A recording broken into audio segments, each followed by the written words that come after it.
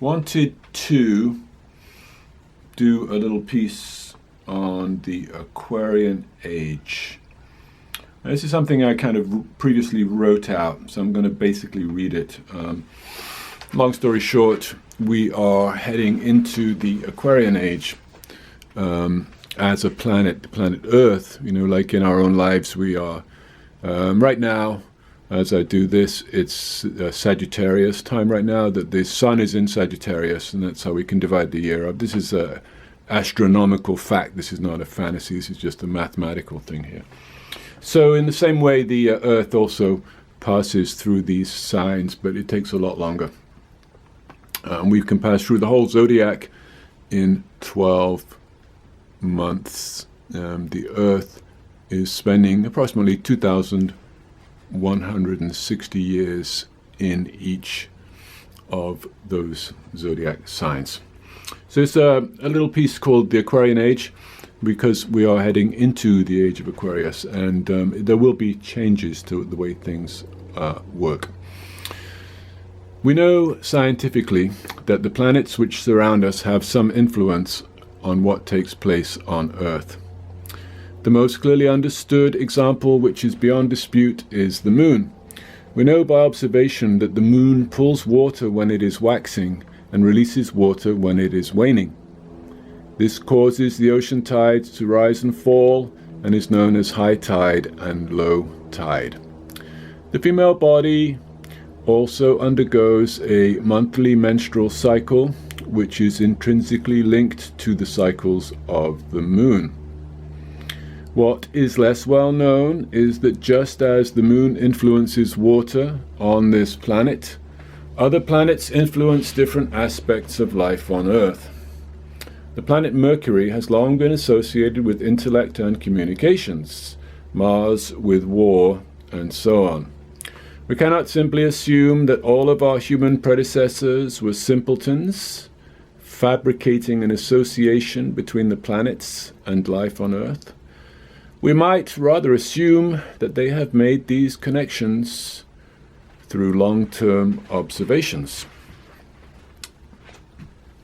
Plenty of evidence for observatories in very many historical sites going back a long way. We are familiar in the West with our sun sign. Sometimes someone, for example, born between March the 21st and April the 21st would be called an Aries, because they took birth when the sun was within the constellation of Aries. And I don't really get into this here about how that constellation of stars at the time of your birth has an imprint on you. A little harder to understand, and that's something that we'll go to later if anybody cares. Because they took birth when the sun was within the constellation of Aries. Astronomers can chart the movement of planets and where they sit in a constellation of stars as visible from Earth. Yeah, just doubling back on that if anybody cares. It's more about, it's not highly relevant to this subject matter we're interested in, but some people are like, don't understand how scientifically that can work. And what I mean to say is that there are ways to understand and explain these things which appear to be verging on the metaphysical, but are actually, in fact, closer to science than like metaphysics or spiritual science, if you want to call it that. So, we are familiar in the West with our sun sign. We got that. So, and then, yeah, we know that the sun spends about a month in each of the 12 identified constellations, such as Aries, Taurus, Gemini, and so on. The moon passes through each constellation approximately every 2 hours. Our moon. A larger distant planet like Saturn spends about 3 years in a constellation, while Jupiter spends about a year in each of the 12 constellations. So our Earth spends a month in each, and some of the other planets spend a lot longer. So that means the length of their year is also different, right? So a larger distant planet spends about 3 years. Jupiter spends about a year in each of the 12 constellations. This is all visually observable, just as we observe the rising and setting of the sun on a daily basis. The cosmic time clock is so precise and consistent that the positions of the planets within our solar system can all be calculated far into the future. That's what it is. It's a big clock out there, very accurate indeed. Just as our sun spends about a month in each zodiac sign, our Earth also passes through the 12 zodiac constellations. However, it spends about 2100 years in each zodiac sign. People out there, Randall, 2,160 years. Suggesting there. The fundamental difference is that the Earth travels backwards through each sign. So instead of going from Aries to Taurus, Gemini and Cancer, and so on, it travels through these signs in the opposite direction.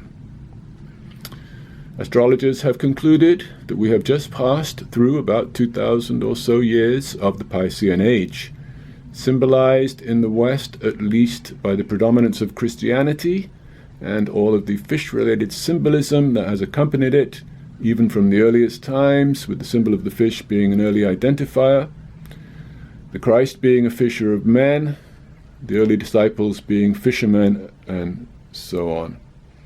The Piscean Age has also brought forth a type of vertical hierarchy, expressed in Christianity as, no man comes to the Father but through me. The priesthood as gatekeepers to the supreme abode, or to God himself. In the East, that might be represented by our real need to approach God through a guru or a teacher. The change from one great age to another may involve the need for improvements or updates to existing religious practices, and may sometimes include the demise of a once popular religion. So empires, religions, if they're not eternal, Sanatana Dharma, will change and may also have a beginning and an end. During the cusp between the two ages, some type of incarnation of God, an avatar or empowered personality, will often appear to refresh an existing tradition which has degraded into hollow rituals, or to introduce an entirely new path or re-establish a vibrant form of communion between the soul and God. Bhagavad Gita 4.8 Dharma Sanstapanataya Sambhavami Yuge Yuge. Krishna says, to re-establish the Dharma, millennium after millennium, I appear myself. So the indication that the empowered incarnation or incarnation can appear on the cusp between these different ages. From 2,000 years BCE to the birth of Christ, the earth had spent about 2,100 years in the age of Aries, where Judaism was ascendant, along with its predominant symbolism of the ram, use of rams, horns, and sacrificial lambs, and so on. 2,100 years prior to that was the Taurian Age, with the bull being predominant in symbology such as Mithraism, Brahminical culture, Mesopotamian and Sumerian religions. So just tying back into that, so 2,000 years ago, Jesus Christ appeared as an empowered incarnation to try and change the direction of the existing religion.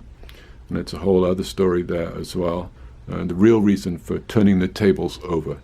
I'm sure everybody has some theories, but I'm not sure if everybody has the full picture on that. So the incarnation appearing at these moments in time, and quite often when things get very bad. So they've been talking about this now, end of the world type of scenario. Really, we're transitioning from one age into another. End of the world as we know it possibly is a more accurate way to express that.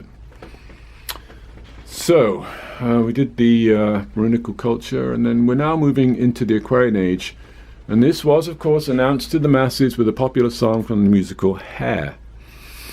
This is the dawning of the age of Aquarius, the age of Aquarius, Aquarius. All right, so the fact that this arrival into the Aquarian Age was heralded in a pop song doesn't change any of the facts on the ground, or should we say, in the heavens. For it has been observed that the Earth is now entering the constellation of Aquarius. Going forward from where we are right now, on the cusp between the fading Piscean Age and the upcoming Aquarian Age, we must expect many changes. Whether these are announced or introduced by an incarnation or empowered being at the birth of the Aquarian Age, or whether they develop organically, changes will nevertheless take place. The cusp between the two signs is something like the gradual passing from day into night, or night into day, the dawn or dusk. So we might say the Piscean Age with its dominant monotheism is at dusk, and the Aquarian Age with its sense of community or horizontal fraternity is at dawn. The Aquarian Age is symbolized not by a vertical hierarchy like the Piscean Age, but by a horizontal fraternity. In this horizontal fraternity, we realize that there is really no one who is above us or greater than us, in that spiritually at least we are all equals. And this is an exception, which is the Supreme Being. None of us are equal to the Supreme Being at all, but as individual souls we are equal to each other. However, we do hold out a special respect for those who are far ahead of us on their spiritual journey. The idea of a priesthood, spiritually, at least we're all equals. The idea of a priesthood, or even to some extent a guru, which is above us and can grant or deny access to God, is replaced in the Aquarian Age by the human group surrounding us. I don't think that that idea of relationship with guru or teacher will ever really go away. But I believe that instead of the more dedicated, single-focused attachment to the guru, we may also have our relationships with the other people on the path as I wanted to say equally important, but maybe it's not equal. Let's say a very important part of spiritual life in the Aquarian Age is Sangha, or the relationship with other devotees. So I think we're getting into that now with this part here. So we might say horizontal fraternity of the Aquarian Age.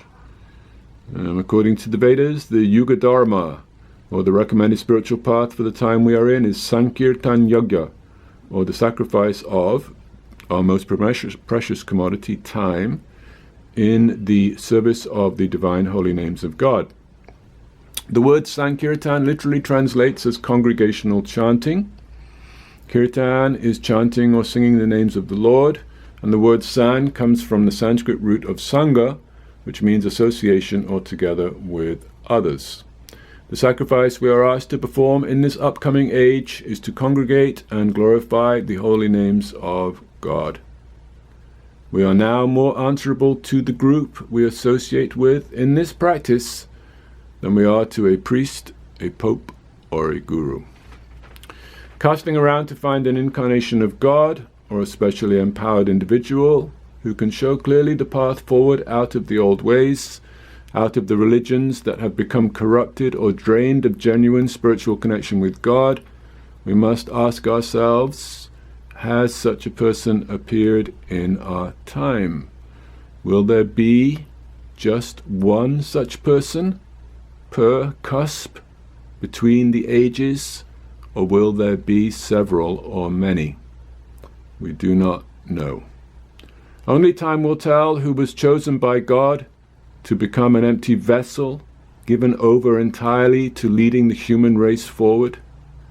We can see at least one person who has not capitalized on some charismatic presence or advanced understanding to offer up a teaching or theory for personal profit, but has humbly dedicated themselves to introducing a tangible and genuine process of spiritual life to the world.